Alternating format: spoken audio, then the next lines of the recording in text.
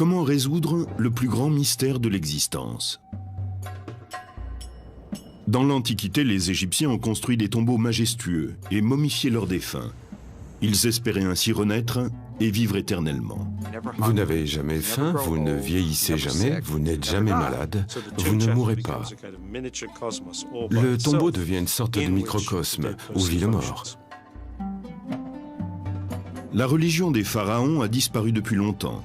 Elle a été remplacée par le judaïsme, le christianisme et l'islam. Mais la croyance qu'une vie meilleure nous attend après la mort demeure toujours. En fait, certaines des traditions anciennes de l'Égypte ont donné naissance à une nouvelle conception de la destinée. Mort et renaissance le long du Nil. Nous allons nous rendre en Égypte, la terre des pharaons.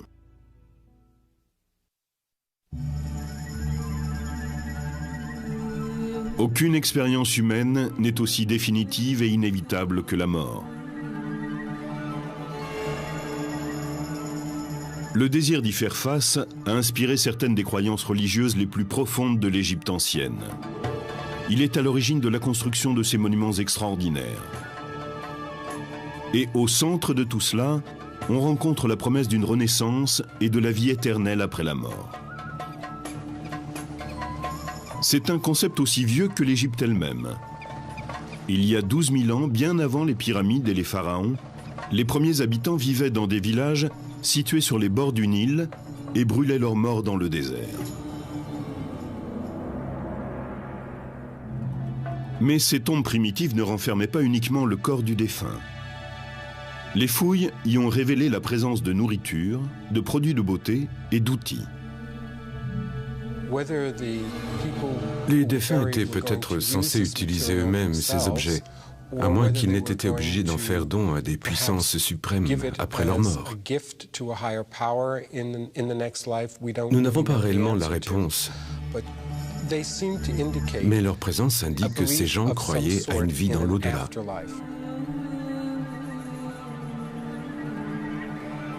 Avec les tombes des premiers Égyptiens, le sable chaud du désert séchait naturellement le corps et lui évitait de pourrir. Mais les premiers rois, vers 29 avant Jésus-Christ, veulent que leur tombe résiste au temps. Et bientôt, la mastaba remplace la simple fosse creusée dans le désert.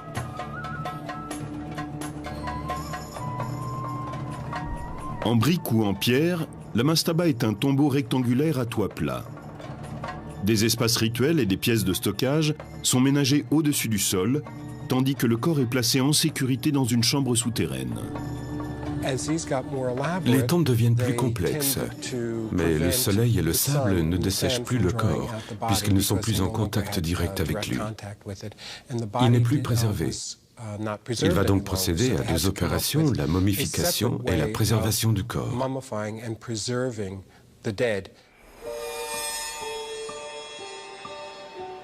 Peu à peu, les Égyptiens apprennent à reproduire le processus de dessèchement du corps par les conditions désertiques. On extrayait de ce lac un sel, le natron, et on s'en servait pour assécher le corps et éviter qu'il pourrisse. En général, l'opération prenait 40 jours. Puis le corps était enveloppé dans un vêtement. Pour les Égyptiens, le cœur est le siège de la connaissance et de l'intelligence. Les embaumeurs le laissent donc à l'intérieur du corps. Le cerveau, par contre, est considéré comme moins important. Il doit donc être extrait. L'opération est facilitée par un outil spécifique. Ils introduisaient un crochet dans la cavité crânienne, en passant par une narine. Ensuite, ils le faisaient tourner pour réduire le cerveau à une sorte de mousse qu'ils ressortaient par cette narine. Leur puissance grandissante et les progrès dans la momification des corps poussent les rois égyptiens à construire des tombes plus vastes, comme la fameuse pyramide à degrés du pharaon Djoser. Elle a été construite 26 siècles avant Jésus-Christ. C'est le premier grand édifice en pierre que l'on connaisse.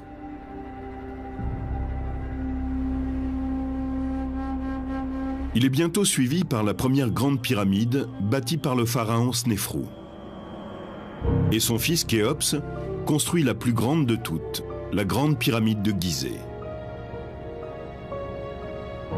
Comme les premières sépultures du désert, ces tombes majestueuses contiennent le corps préservé du défunt et des quantités de provisions et d'objets.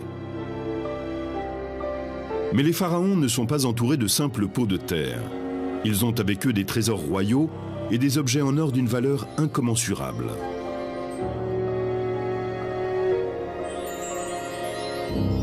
Les pyramides, grandes ou petites, servent le même but.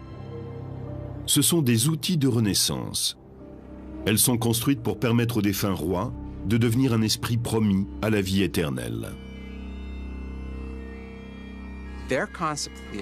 Cette idée de vivre après la mort, c'était la possibilité de sortir de la tombe à l'aurore et de vivre dans le monde durant la journée, puis à la nuit de retourner dans sa tombe. Le paradis était l'Égypte même, le meilleur de tous les mondes possibles, mais sans les inconforts physiques liés au corps. Vous n'avez jamais faim, vous ne vieillissez jamais, vous n'êtes jamais malade, vous ne mourrez pas.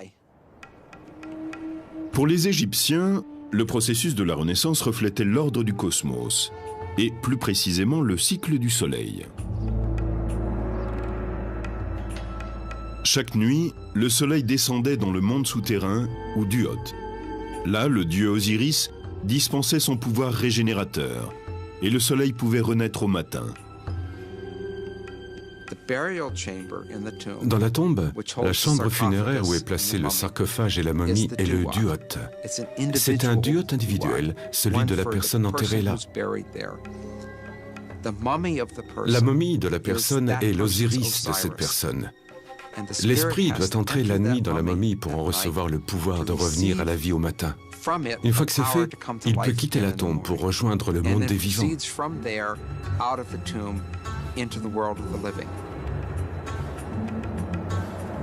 Les Égyptiens croyaient que l'esprit, quand il renaissait, avait besoin d'une nourriture quotidienne sous la forme d'offrandes et de prières des vivants.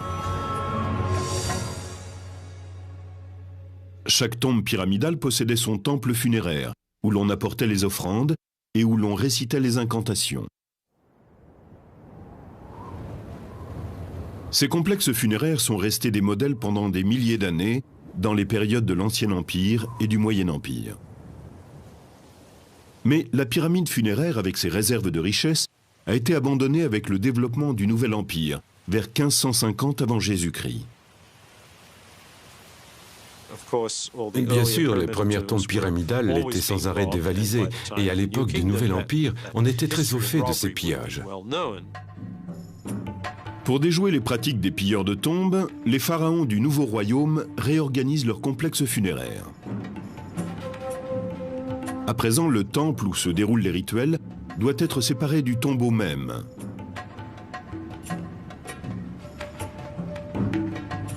La plupart des temples funéraires, comme celui-ci édifié à Médinet Abou par Ramsès III, ressemblaient à des édifices bâtis pour les dieux. Ils suivaient les plans conçus par les architectes du Nouvel Empire, avec une entrée à pylônes, une cour ouverte au public, une salle hypostyle fermée et un sanctuaire intérieur pour les rituels funéraires quotidiens.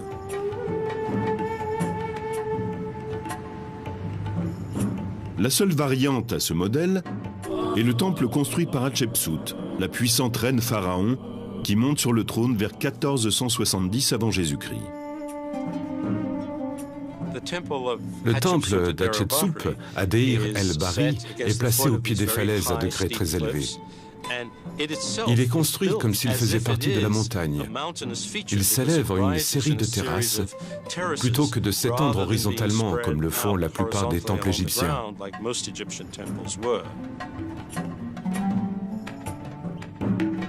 Ces temples funéraires royaux s'étendent sur la rive ouest du Nil, à la lisière de la zone inondable.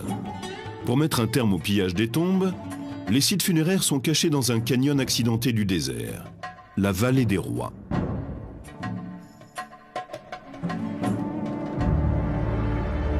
Ces tombeaux du Nouvel Empire sont taillés dans la pierre même.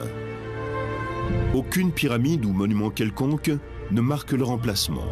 Rien qui puisse servir de repère aux voleurs éventuels. À l'intérieur, pourtant, la chambre funéraire poursuit la tradition et reflète le cosmos à une échelle plus intime. Au plafond de la chambre funéraire sont représentées les étoiles ou d'autres symboles célestes. On voit également sur les murs des scènes qui le plus souvent décrivent le monde des vivants. Le tombeau devient une sorte de microcosme où vit le mort. Les tombes sont une métaphore du cosmos et aussi du mécanisme de la naissance. La chambre funéraire est une matrice et le couloir qui y mène est le passage pour en sortir et venir au monde.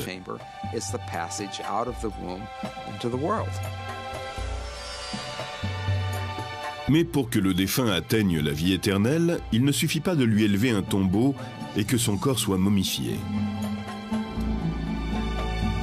Il ne peut renaître sans que son esprit ait affronté le jugement du monde souterrain en présence du grand dieu Osiris.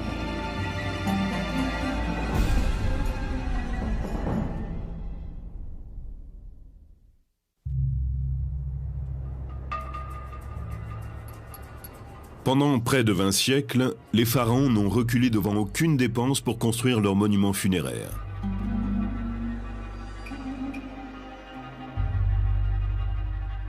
Il arrive aussi que des nobles de haut rang ou des membres de l'élite, des scribes, des prêtres ou d'autres personnages officiels se fassent construire des tombeaux.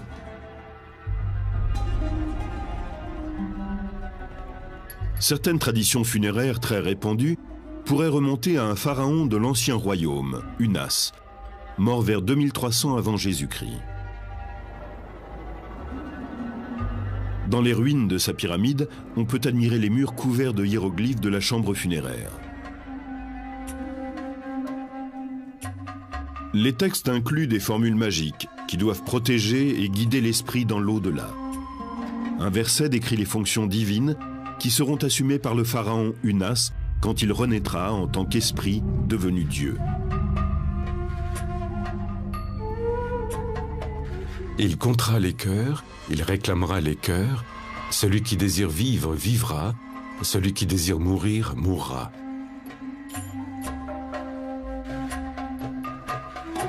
Connus comme les textes des pyramides, ces formules puissantes sont apparues pour la première fois dans ce tombeau et pendant des siècles n'ont été valables que pour les rois.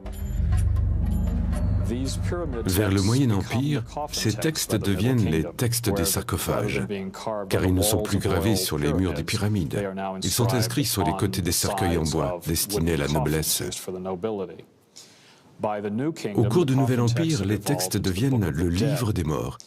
Ils sont inscrits sur des papyrus et placés avec le corps dans le tombeau. C'est une démocratisation. Les formules magiques autrefois réservées aux nobles de la plus haute extraction se répandent parmi le peuple, qui peut maintenant y avoir accès.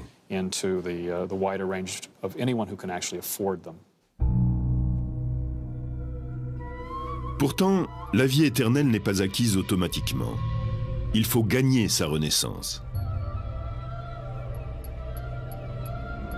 Après la mort, le défunt affronte un moment de règlement des comptes, un jugement divin en présence d'Osiris, le maître de l'au-delà, et d'un tribunal de Dieu assesseur. Le premier examen s'appelle la confession négative. Il y avait un certain nombre de choses que la personne ne devait pas faire au cours de sa vie. Les défunts affirmaient donc devant les dieux, lors de leur jugement, « Je n'ai pas triché, je n'ai pas menti, je n'ai pas désobéi aux dieux ni au roi. » Je n'ai pas volé, je n'ai tué personne, je n'ai manqué de respect à personne. Et s'il réussissait à convaincre ses juges qu'il avait agi d'une façon socialement responsable, il était déclaré juste de voix, Maharu, ce qui signifiait qu'il n'avait pas menti. Une fois que vous avez passé cette étape, il y a la pesée du cœur. Le cœur, pour les anciens Égyptiens, est le siège de toutes les pensées et émotions. Il incarne la personne. Sous le regard du défunt, le cœur est mis en balance contre une plume, symbole du Maat. Pour les Égyptiens, le Maat est comment les choses doivent être. Si vous avez mené une vie honnête, les deux plateaux de la balance s'équilibrent. Et dans ce cas, vous passez l'étape du jugement et poursuivez jusqu'à la vie éternelle. Mais si le cœur n'est pas en équilibre avec la plume, c'est la preuve que le défunt n'a pas mené une vie honnête. Et le cœur est jeté à une créature redoutable, Amenet, le dévoreur.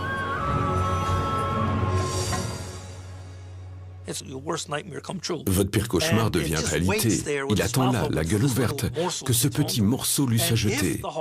Et quand le cœur du défunt est jeté à Amenet, il le dévore.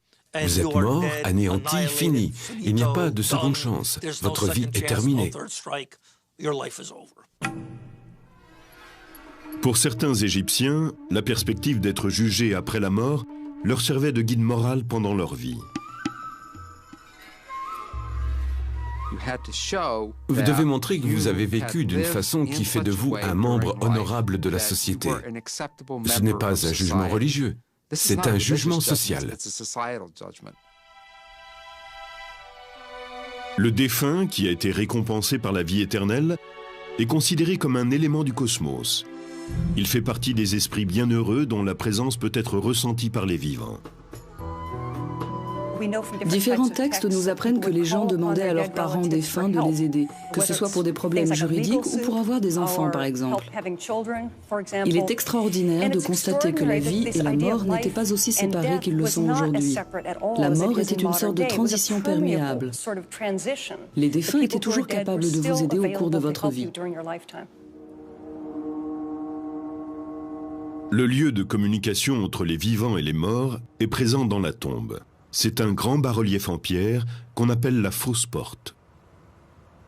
La fausse porte est un élément architectural que nous retrouvons dans toutes les tombes. C'est l'endroit où les gens viennent témoigner leur respect et leur dévotion à leurs ancêtres. Elle est considérée comme la porte qui relie le monde des défunts à celui des vivants. Ce n'est pas une vraie porte. Elle est sculptée dans une roche dure ou dans de la pierre, et les vivants ne peuvent pas y passer. Mais les morts, eux, le peuvent. La personne qui demande l'aide du défunt écrit sa requête et la porte au tombeau. Le message est placé devant la fausse porte avec une offrande de nourriture sur un autel formé d'une plaque de pierre.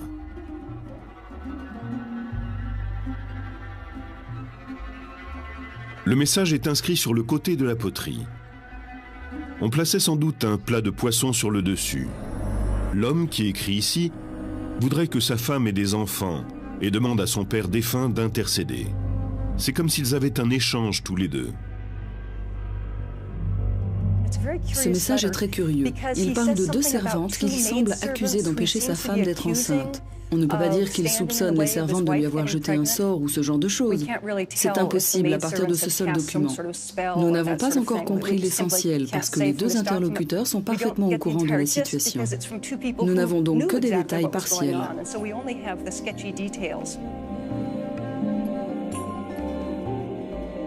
Pour les Égyptiens de l'Antiquité, il semble parfaitement normal de communiquer avec un ancêtre défunt. Pourtant, un texte ancien fait allusion à une époque où les Égyptiens perdent la foi dans leurs traditions ancestrales et commencent à considérer l'au-delà avec une certaine suspicion.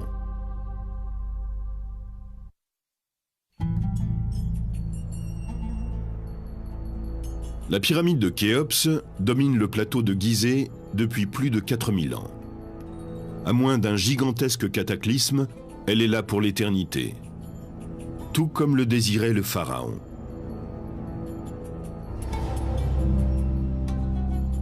Les croyances funéraires de l'ancienne Égypte ont fait l'objet de changements permanents à travers 30 siècles d'histoire.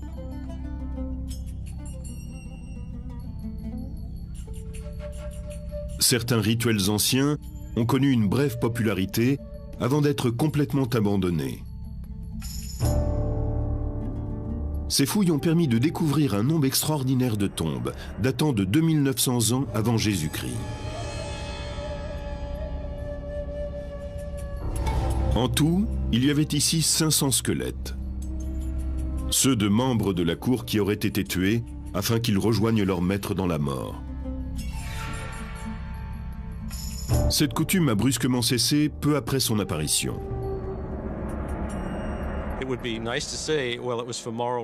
Ce serait bien de pouvoir dire que c'était pour des raisons morales, mais nous l'ignorons. Nous savons simplement que cette pratique s'est arrêtée. Les nombreuses représentations de serviteurs dans les tombes royales ou dans d'autres tombes servaient sans doute de substitut aux vrais serviteurs que l'on enterrait aux côtés des premiers rois.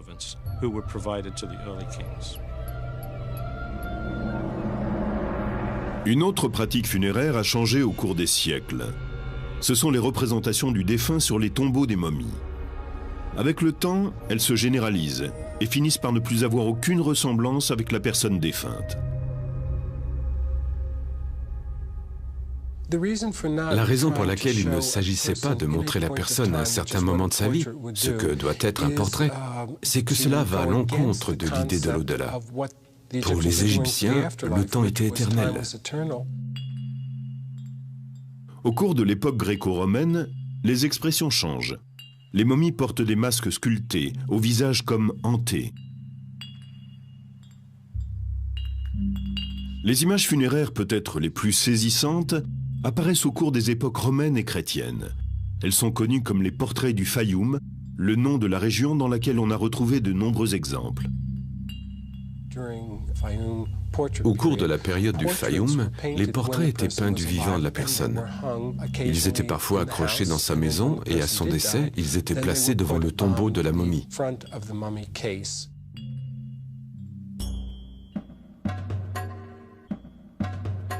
Un des changements les plus singuliers dans les coutumes funéraires est l'élévation d'un mortel au rang de Dieu.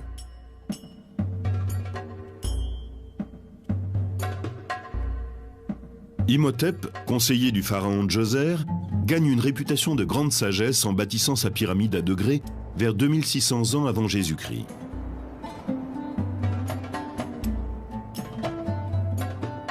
Après sa mort, une croyance se développe, selon laquelle il peut intercéder auprès des dieux, ce qui est jusque-là le privilège des pharaons.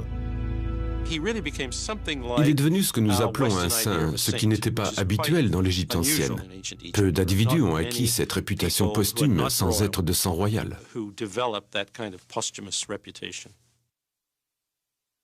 Au cours du Nouvel Empire, 10 siècles plus tard, Imhotep est considéré comme une déité, le fils du dieu Ptah.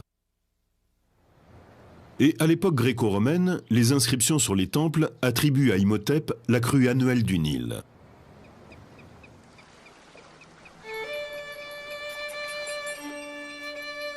Le renom d'Imhotep se répand dans toute l'Égypte et il survit bien après la disparition des pharaons. Un dessin de la Renaissance le présente comme un alchimiste. C'est encore à l'époque un personnage respecté pour son savoir et sa puissance. Face à une telle glorification, il semble que la controverse ait eu peu de place dans la religion pharaonique. Et puis est arrivé le moment où des questions sont nées, où l'existence de l'au-delà a commencé à être mise en doute. On en trouve la meilleure preuve dans la tradition des fêtes qui se tiennent dans la chambre funéraire qui abrite le tombeau du défunt.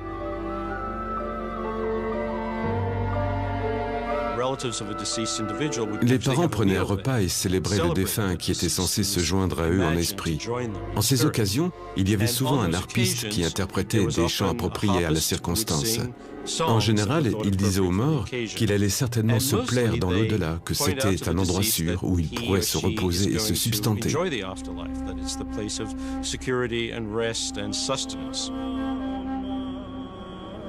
Pourtant, le texte d'un chant célèbre, inscrit sur la tombe du pharaon Ignotef, nous enseigne autre chose. Il pose des questions explicites sur la Renaissance et proclame que jamais celui qui part ne revient. Le harpiste célèbre le grand Imhotep, mais note que malgré sa notoriété, sa tombe a disparu, car elle n'était plus honorée et ne recevait plus d'offrandes. C'est assez inhabituel parce que cela pose la question de savoir s'il y a vraiment une vie après la mort. Ce chant rappelle que les hommes les plus célèbres, ceux que l'on connaît à travers les écrits, ont eu de magnifiques tombeaux, que leurs cryptes étaient remplies d'offrandes, mais qu'aujourd'hui personne ne sait plus où ils se trouvent. La plupart des spécialistes pense que ces idées sont nées au cours de périodes d'instabilité politique. Mais même à des époques prospères, les ruines de temples funéraires, comme le suggère le harpiste, étaient déjà chose courante.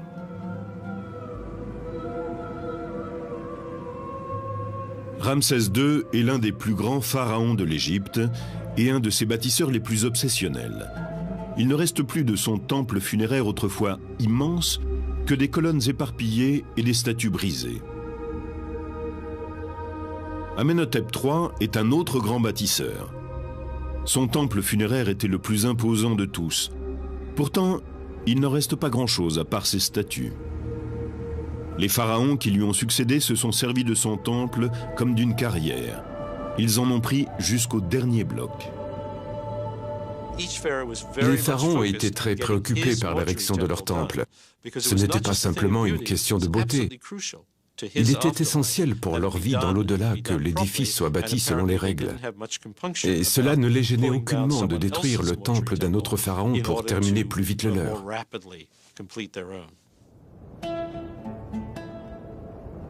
Avec ses formes multiples et ses nombreuses innovations, la religion des pharaons est à l'origine d'une civilisation extraordinaire.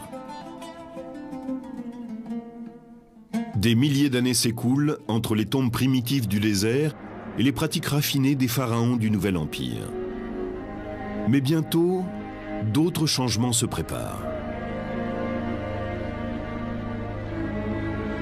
L'arrivée en Égypte d'une nouvelle foi, le christianisme, va apporter une réponse différente à la question de la vie dans l'au-delà.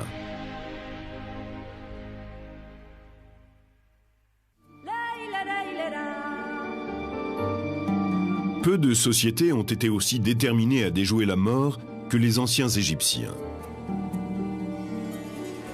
Pendant 30 siècles, leur richesse, leur travail, leur art et leur foi ont servi à l'accomplissement de la vie éternelle. Leurs temples funéraires témoignent de cette passion. Mais les dernières formes religieuses proposent d'autres explications au mystère de la mort. Au cours des premiers siècles suivant la crucifixion de Jésus, le christianisme commence à se répandre en Égypte, en même temps que de nouvelles conceptions de l'au-delà.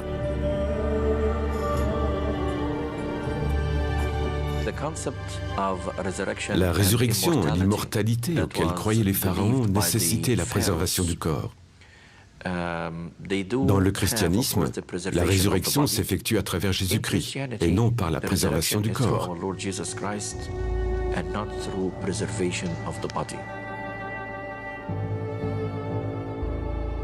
Ce sont ces croyances qui distinguent le christianisme d'Égypte, l'Église copte, de l'ancienne religion des pharaons. Et au cours des siècles, les anciennes coutumes se sont mêlées aux nouvelles. Athanase, un évêque du IVe siècle, personnage important de la première église chrétienne d'Égypte, a laissé des témoignages sur ces pratiques hybrides. Dans la vie d'Antoine, Anastase décrit les coutumes des chrétiens d'Égypte. Les gens sont momifiés et leurs corps sont ensuite placés dans un endroit accessible à la famille. Ce que nous ignorons, c'est à quel point leur rituel était élaboré, ce que les prières disaient et ce que ces fidèles croyaient. Le personnage de ce tombeau tient une crosse. C'est un symbole qui appartient à la fois à la tradition chrétienne et à la tradition pharaonique, et qui apparaît dans la pratique funéraire copte. Certaines pierres tombales présentent une crosse stylisée, la crux ansata, qui descend tout droit de l'anké égyptienne, symbole de vie.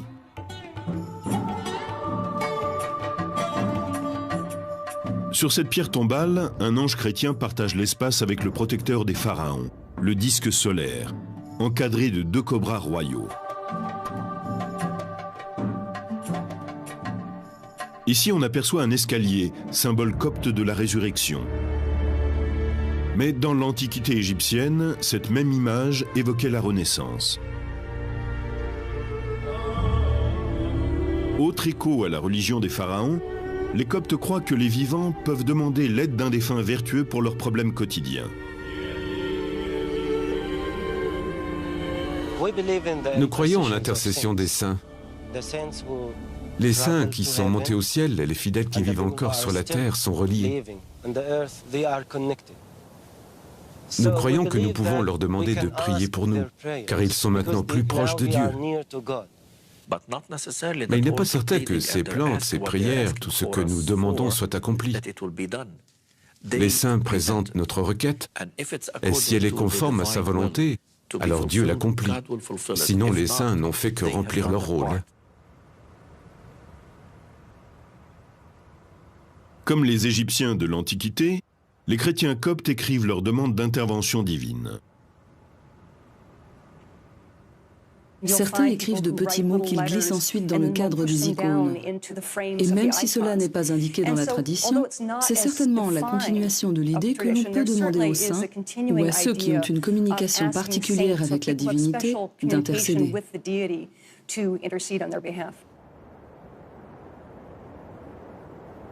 Cette quête d'intercession se répand très loin, jusqu'en des endroits saints comme le monastère Saint-Antoine, situé dans un endroit reculé du désert égyptien. Parmi les moines, un évêque, Joseph, était particulièrement apprécié. Il est mort ici en 1826.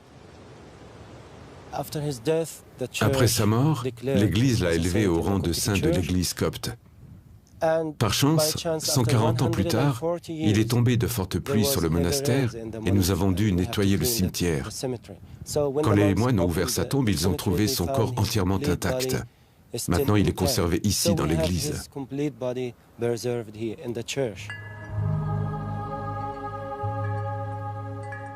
Les visiteurs de ce sanctuaire laissent souvent des petits mots personnels pour demander à Saint Joseph d'intercéder en leur faveur. Certains écrivent leurs secrets, leurs problèmes. Le prêtre est le seul qui puisse les lire. Quand nous avons achevé les prières, nous rassemblons les papiers, tous les petits mots, et nous les brûlons pour que le secret soit préservé.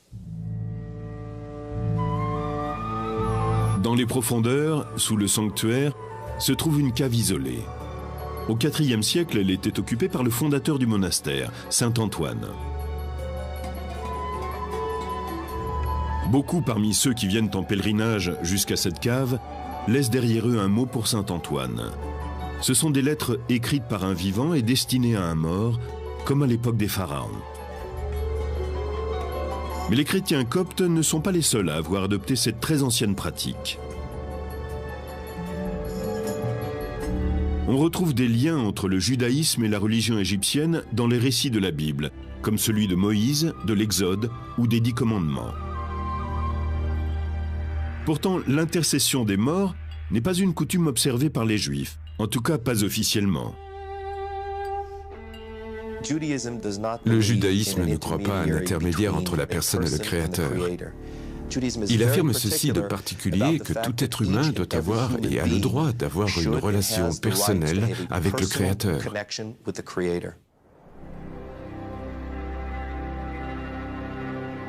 Pourtant, en Égypte, le tombeau ne représente qu'une étape intermédiaire. Dès sa mort ici en 1885, Abou Katzera a été considéré par la population comme un saint juif. Après sa mort, il est devenu un intercesseur, qu'on dit capable de guérir les gens de maladies. Il est particulièrement respecté et vénéré pour son talent à secourir les femmes atteintes de stérilité. Une fois par an, les Juifs du Moyen-Orient et d'Europe se rassemblent sur la tombe d'Abou Katzera. Ils célèbrent sa mémoire et lui demandent de les aider depuis sa tombe.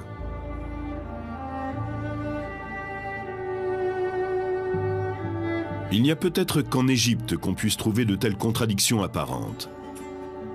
D'un côté un saint juif et de l'autre des pierres gravées chrétiennes portant des images pharaoniques. Aujourd'hui, l'islam est la foi dominante dans ce berceau des religions. Mais même aujourd'hui, quelques 20 siècles après le dernier pharaon, on retrouve des traces des anciennes traditions funéraires dans les coutumes populaires des musulmans d'Égypte.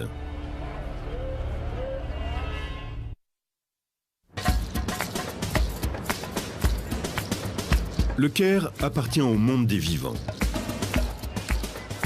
Cette ville animée compte 16 millions d'habitants, soit un quart de la population égyptienne. Le grouillement de ces existences emplit l'air jour et nuit de son vacarme. Mais à l'est du Caire, on découvre une autre communauté. Connue sous le nom de Cité des Morts, cet endroit a été pendant des siècles le cimetière islamique du Caire. Ici, les dirigeants musulmans se sont fait construire des tombes majestueuses, plus belles que tout ce qui avait été édifié depuis les pharaons. Mais si ce n'est leur taille et le coût de leur construction, rien ne les relie aux tombeaux de l'ancienne Égypte. Au temps des pharaons, la tombe était la demeure éternelle de l'esprit du défunt.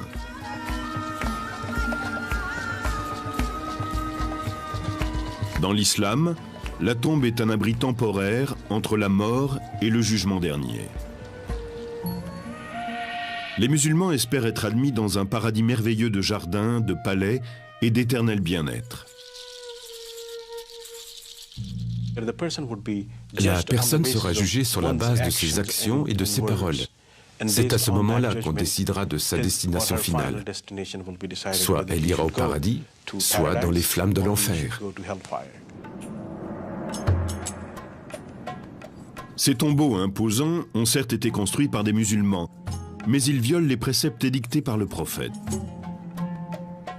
Pour mettre sur un même pied d'égalité tous les fidèles, Mohammed précise que les tombes doivent être toutes simples et se situer au niveau du sol. Un musulman doit être enterré de façon quasi invisible. L'islam orthodoxe appelle cela « taqswid al-qubur », le nivellement des tombes. Le prophète interdit explicitement la construction d'un édifice quelconque au-dessus du tombeau. Mohammed lui-même a été enterré humblement sous le sol de sa maison, après sa mort en 632. Mais contre ses vœux express, ses disciples, pleins de dévotion, s'empressent de construire sur sa tombe une vaste mosquée. Ce mélange entre l'islam orthodoxe et les penchants de la nature humaine ont donné naissance à des coutumes funéraires qui durent encore aujourd'hui.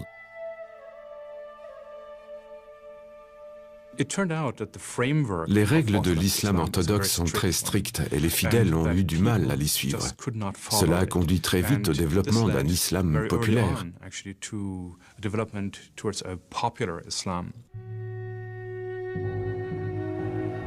On peut observer cette fusion entre la foi orthodoxe et la foi populaire dans les pierres tombales sculptées qui apparaissent vers le 8e siècle. C'est une violation du précepte qui veut que la tombe reste au niveau du sol. Dans un souci de piété, on inscrit sur ces pierres des versets coraniques. Ils sont souvent considérés comme un mihrab, le sanctuaire ornementé qui, dans une mosquée, indique la direction de la Mecque. Entre les XIIe et XVe siècles, sous les sultans mamelouks, la construction de tombes islamiques atteint son apogée.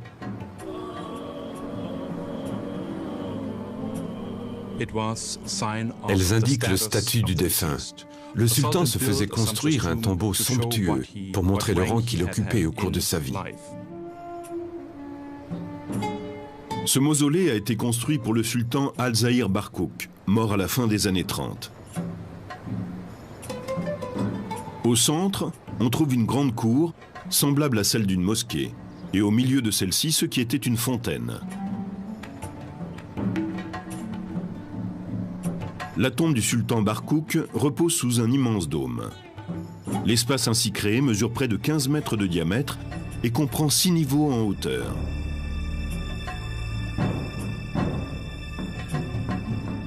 Pour sanctifier l'endroit, de nombreux sultans ont construit dans leur tombeau un sanctuaire ou mihrab.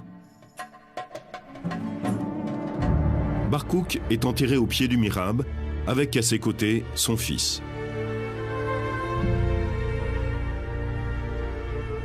Mais le complexe funéraire de Barkouk est plus qu'un simple tombeau.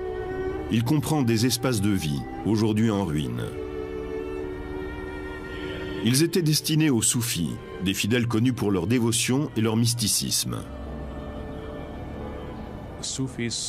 Les soufis ne se contentaient pas d'observer les rituels. Ils récitaient aussi le Coran en permanence pour remplir le tombeau de la récitation de versets pieux et ainsi aider le défunt au cours de la période intermédiaire entre la mort et la résurrection.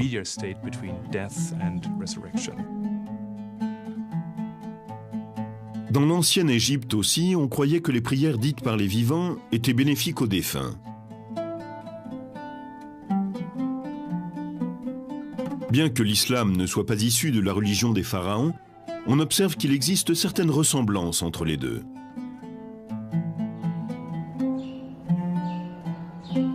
Ce tombeau construit par le sultan Al-Ashraf Kelbey rivalise en splendeur avec ceux des pharaons.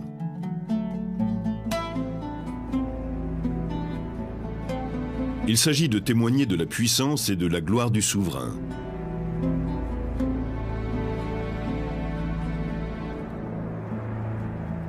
Celui-ci observait l'interdiction faite par le Coran de représenter l'homme. On a donc utilisé, comme dans une mosquée, des versets coraniques et des motifs géométriques pour orner l'édifice. Parmi ces motifs, l'étoile à 6 branches. Pour un regard contemporain, cela peut surprendre dans une construction islamique. L'étoile apparaît sur de nombreux monuments. Certaines ont 5 branches, d'autres 6. La présence de l'étoile dans le judaïsme est un phénomène assez récent. Ici, au Caire, elle est très certainement antérieure à toute référence religieuse et demeure un simple motif géométrique.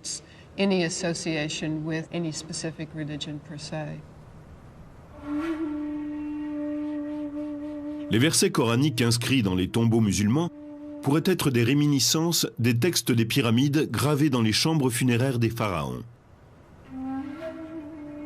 Il est important pourtant de noter que l'utilisation de ces textes par les musulmans s'est développée à cause de l'interdiction de représenter les humains, et non en référence à une coutume antique.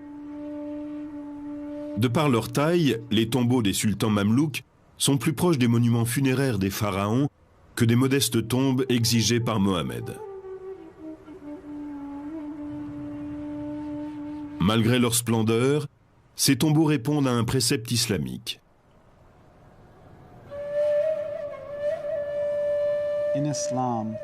Dans l'islam, on rappelle que lorsqu'un individu meurt, son lien avec ce monde est coupé, sauf en cas de 3 signes de bienfait, ainsi qu'il est dit. Un enfant que l'on a bien élevé, une connaissance utile à tous que l'on laisse derrière soi, représente des formes de bienfaits. Les bienfaits sont des dons que les musulmans laissent à leur communauté, des héritages que les morts laissent aux vivants. Le bienfait de Barkouk a été de fournir des espaces de vie aux soufis. Dans ce complexe, Kelbey a créé aussi une madrasa, une école où l'on enseigne le Coran. Au XIVe siècle, ce bâtiment était un hôpital qui traitait les affections connues à l'époque. La communauté musulmane pouvait s'y faire soigner tout à fait gratuitement. C'était un bienfait du sultan Al-Mansour Qalawun.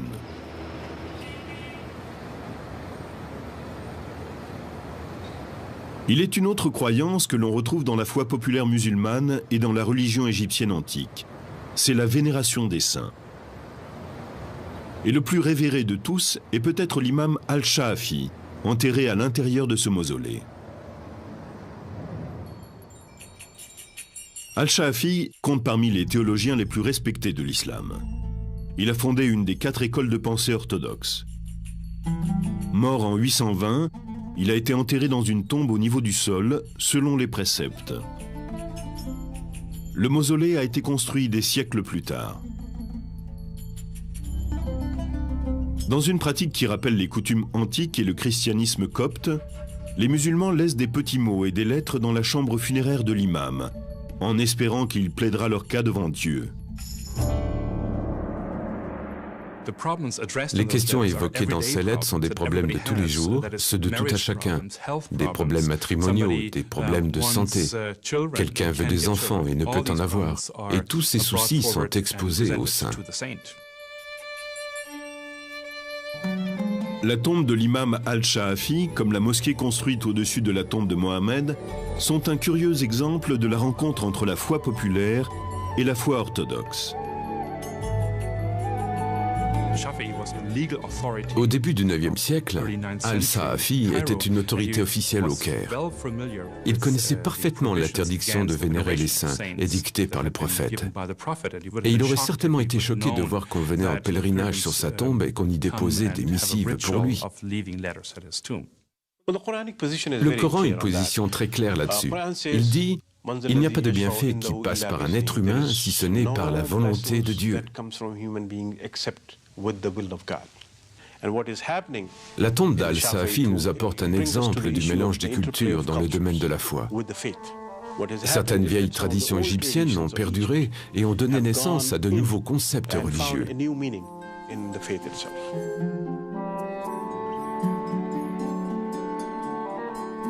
Les pharaons ont disparu depuis bien longtemps, mais certaines de leurs coutumes sont encore observées aujourd'hui. Peut-être les êtres humains partagent-ils un besoin commun de traverser la frontière qui sépare les vivants et les morts. Ce désir est certes compréhensible et permet que le caractère définitif de la mort soit considéré comme une illusion. En Égypte, de nombreuses religions se sont confrontées au cours des siècles avec le mystère ultime de la vie. Et chacune a trouvé sa manière d'expliquer la mort et d'indiquer à ses fidèles un pont vers l'éternité.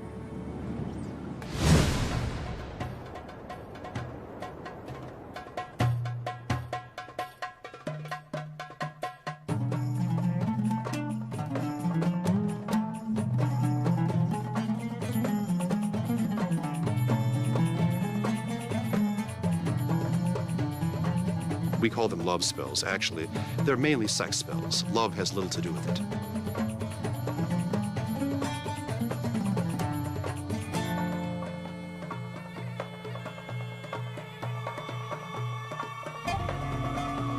So this ancient Egyptian curing fluid of Isis becomes a standard of medieval and early modern medicine.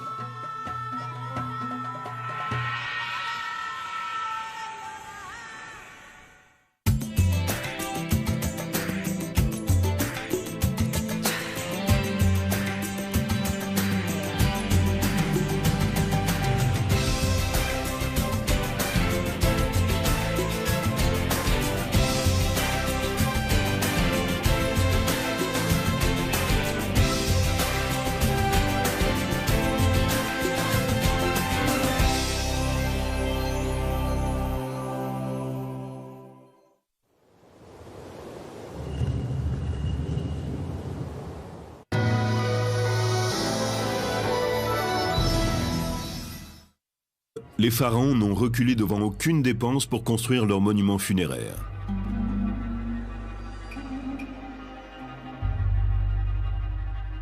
Il arrive aussi que des nobles de haut rang ou des membres de l'élite, des scribes, des prêtres ou d'autres personnages officiels se fassent construire des tombeaux.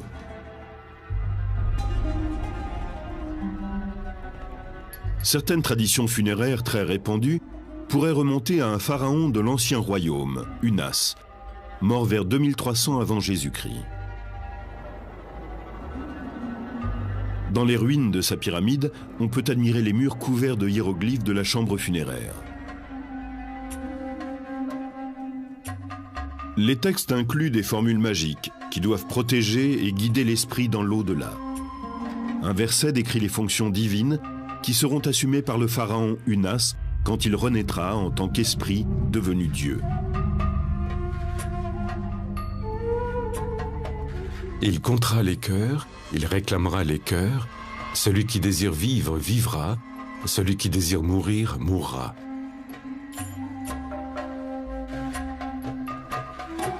Connus comme les textes des pyramides, ces formules puissantes sont apparues pour la première fois dans ce tombeau et pendant des siècles n'ont été valables que pour les rois. Vers le Moyen Empire, ces textes deviennent les textes des sarcophages, car ils ne sont plus gravés sur les murs des pyramides. Ils sont inscrits sur les côtés des cercueils en bois, destinés à la noblesse. Au cours du Nouvel Empire, les textes deviennent le livre des morts. Ils sont inscrits sur des papyrus et placés avec le corps dans le tombeau. C'est une démocratisation. Les formules magiques autrefois réservées aux nobles de la plus haute extraction se répandent parmi le peuple, qui peut maintenant y avoir accès.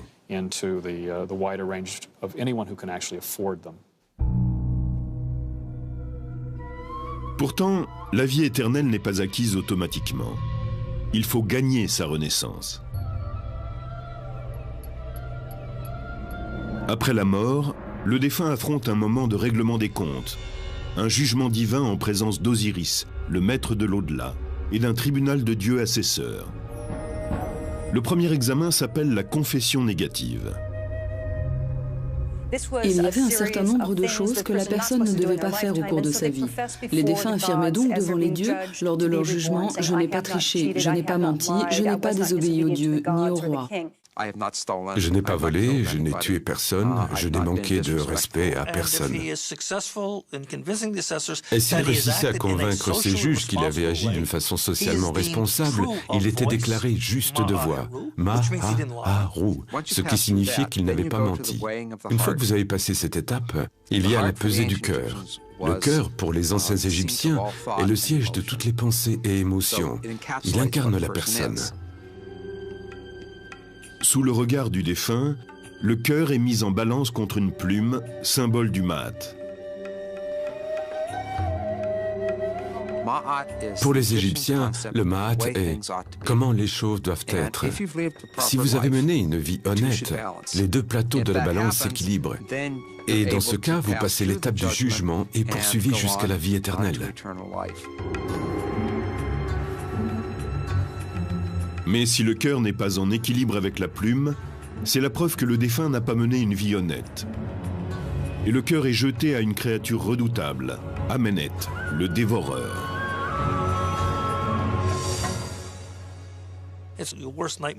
Votre pire cauchemar devient réalité. Il attend là, la gueule ouverte, que ce petit morceau lui soit jeté. Et quand le cœur du défunt est jeté à Amenet, il le dévore. Vous êtes mort, anéanti, fini. Il n'y a pas de seconde chance. Votre vie est terminée. Pour certains Égyptiens, la perspective d'être jugés après la mort leur servait de guide moral pendant leur vie. Vous devez montrer que vous avez vécu d'une façon qui fait de vous un membre honorable de la société. Ce n'est pas un jugement religieux. C'est un jugement social. Le défunt, qui a été récompensé par la vie éternelle, est considéré comme un élément du cosmos. Il fait partie des esprits bienheureux dont la présence peut être ressentie par les vivants. Différents textes nous apprennent que les gens demandaient à leurs parents défunts de les aider, que ce soit pour des problèmes juridiques ou pour avoir des enfants, par exemple.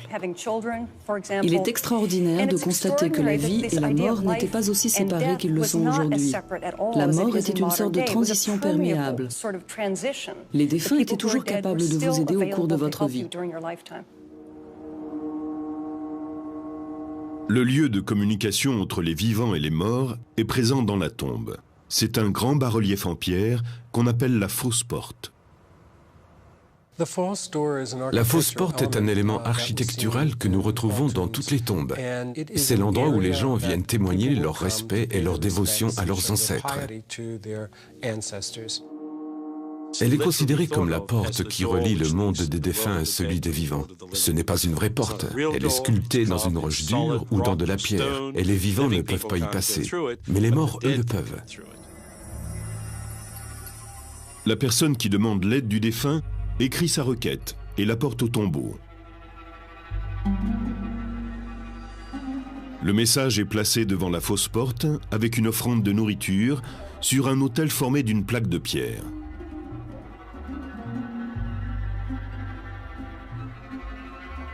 Le message est inscrit sur le côté de la poterie. On plaçait sans doute un plat de poisson sur le dessus. L'homme qui écrit ici voudrait que sa femme ait des enfants et demande à son père défunt d'intercéder. C'est comme s'ils avaient un échange tous les deux. Ce message est très curieux. Il parle de deux servantes qu'il semble accuser d'empêcher sa femme d'être enceinte. On ne peut pas dire qu'il soupçonne les servantes de lui avoir jeté un sort ou ce genre de choses. C'est impossible à partir de ce seul document.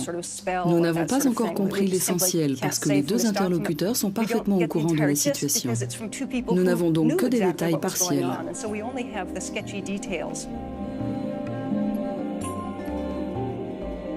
Pour les Égyptiens de l'Antiquité, il semble parfaitement normal de communiquer avec un ancêtre défunt. Pourtant, un texte ancien fait allusion à une époque où les Égyptiens perdent la foi dans leurs traditions ancestrales et commencent à considérer l'au-delà avec une certaine suspicion.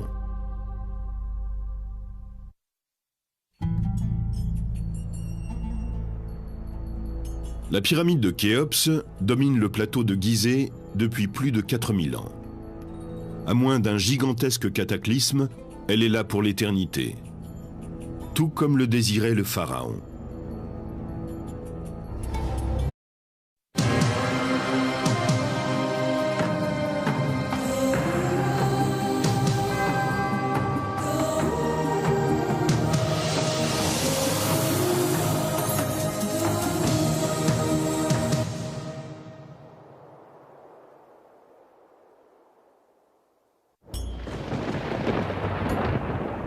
Comment résoudre le plus grand mystère de l'existence?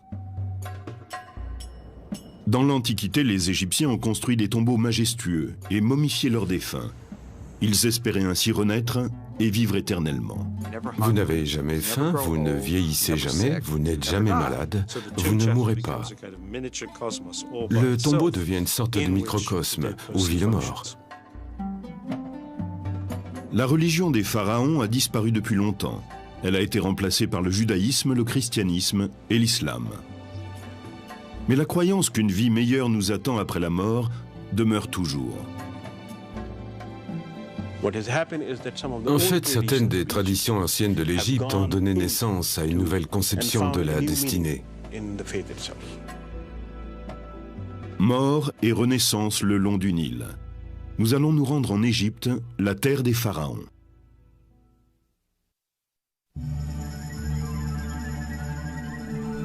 Aucune expérience humaine n'est aussi définitive et inévitable que la mort. Le désir d'y faire face a inspiré certaines des croyances religieuses les plus profondes de l'Égypte ancienne. Il est à l'origine de la construction de ces monuments extraordinaires. Et au centre de tout cela, on rencontre la promesse d'une renaissance et de la vie éternelle après la mort. C'est un concept aussi vieux que l'Égypte elle-même.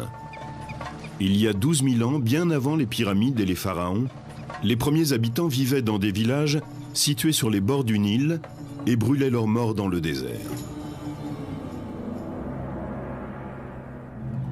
Mais ces tombes primitives ne renfermaient pas uniquement le corps du défunt. Les fouilles y ont révélé la présence de nourriture, de produits de beauté et d'outils. Les défunts étaient peut-être censés utiliser eux-mêmes ces objets, à moins qu'ils n'aient été obligés d'en faire don à des puissances suprêmes après leur mort. Nous n'avons pas réellement la réponse, mais leur présence indique que ces gens croyaient à une vie dans l'au-delà.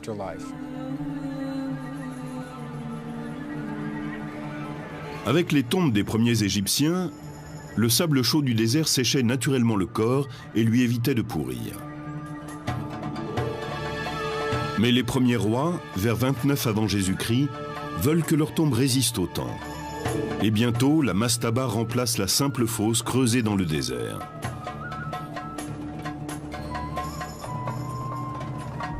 En brique ou en pierre, la mastaba est un tombeau rectangulaire à toit plat. Des espaces rituels et des pièces de stockage sont ménagés au-dessus du sol, tandis que le corps est placé en sécurité dans une chambre souterraine. Les tombes deviennent plus complexes, mais le soleil et le sable ne dessèchent plus le corps, puisqu'ils ne sont plus en contact direct avec lui. Il n'est plus préservé. Il va donc procéder à deux opérations, la momification et la préservation du corps.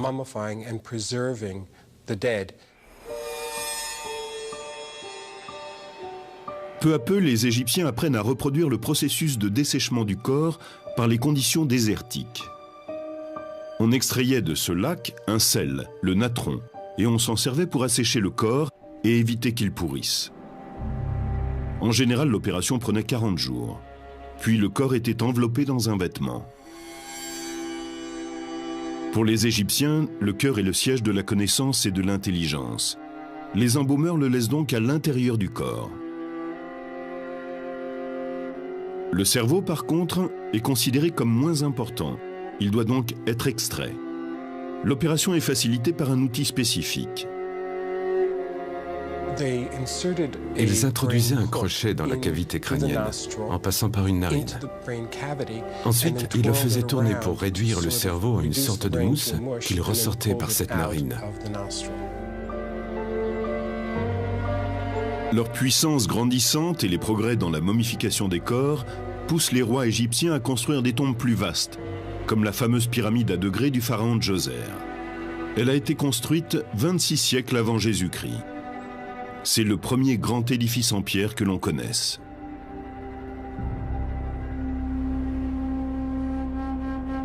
Il est bientôt suivi par la première grande pyramide bâtie par le pharaon Snéfrou. Et son fils Khéops construit la plus grande de toutes, la grande pyramide de Gizeh. Comme les premières sépultures du désert, ces tombes majestueuses contiennent le corps préservé du défunt et des quantités de provisions et d'objets. Mais les pharaons ne sont pas entourés de simples pots de terre. Ils ont avec eux des trésors royaux et des objets en or d'une valeur incommensurable.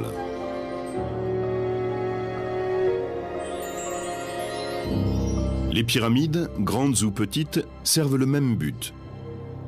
Ce sont des outils de renaissance. Elles sont construites pour permettre aux défunts rois de devenir un esprit promis à la vie éternelle. Cette idée de vivre après la mort, c'était la possibilité de sortir de la tombe à l'aurore et de vivre dans le monde durant la journée, puis à la nuit de retourner dans sa tombe. Le paradis était l'Égypte même, le meilleur de tous les mondes possibles, mais sans les inconforts physiques liés au corps. Vous n'avez jamais faim, vous ne vieillissez jamais, vous n'êtes jamais malade, vous ne mourrez pas. Pour les Égyptiens, le processus de la Renaissance reflétait l'ordre du cosmos, et plus précisément le cycle du Soleil. Chaque nuit, le Soleil descendait dans le monde souterrain, ou Duot. Là, le dieu Osiris dispensait son pouvoir régénérateur, et le soleil pouvait renaître au matin. Dans la tombe, la chambre funéraire où est placé le sarcophage et la momie est le duot. C'est un duot individuel, celui de la personne enterrée là. La momie de la personne est l'Osiris de cette personne. L'esprit doit entrer la nuit dans la momie pour en recevoir le pouvoir de revenir à la vie au matin. Une fois que c'est fait, il peut quitter la tombe pour rejoindre le monde des vivants.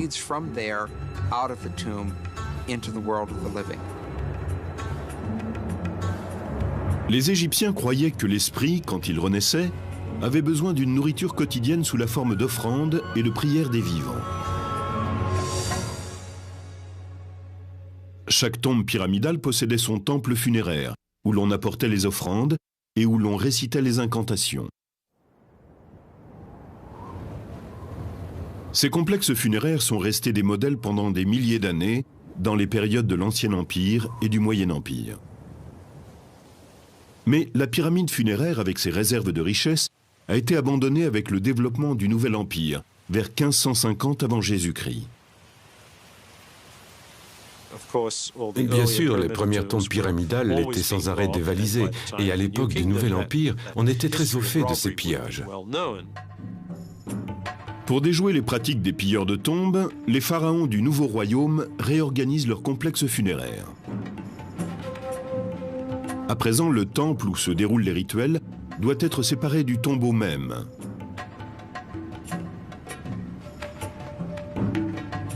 La plupart des temples funéraires, comme celui-ci édifié à Médinet Abou par Ramsès III, ressemblaient à des édifices bâtis pour les dieux. Ils suivaient les plans conçus par les architectes du Nouvel Empire avec une entrée à pylône, une cour ouverte au public, une salle hypostyle fermée et un sanctuaire intérieur pour les rituels funéraires quotidiens.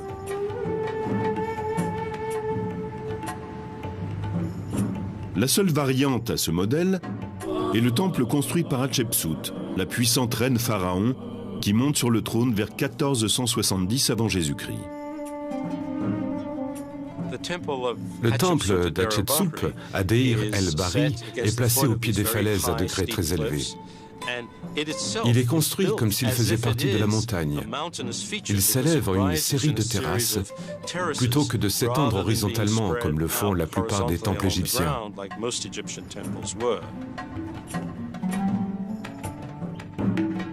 Ces temples funéraires royaux s'étendent sur la rive ouest du Nil, à la lisière de la zone inondable.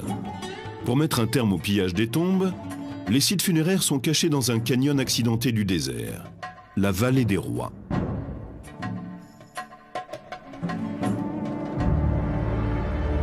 Ces tombeaux du Nouvel Empire sont taillés dans la pierre même. Aucune pyramide ou monument quelconque ne marque leur emplacement. Rien qui puisse servir de repère aux voleurs éventuels. À l'intérieur, pourtant, la chambre funéraire poursuit la tradition et reflète le cosmos à une échelle plus intime. Au plafond de la chambre funéraire sont représentées les étoiles ou d'autres symboles célestes. On voit également sur les murs des scènes qui le plus souvent décrivent le monde des vivants.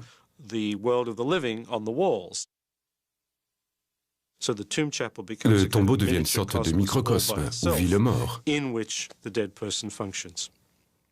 Les tombes sont une métaphore du cosmos et aussi du mécanisme de la naissance. La chambre funéraire est une matrice et le couloir qui y mène est le passage pour en sortir et venir au monde.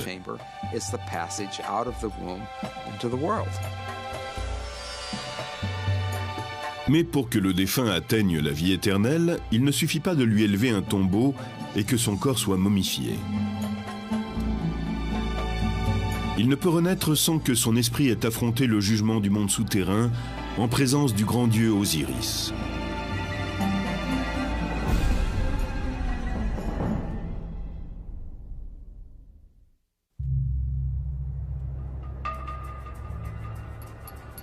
Pendant près de 20 siècles,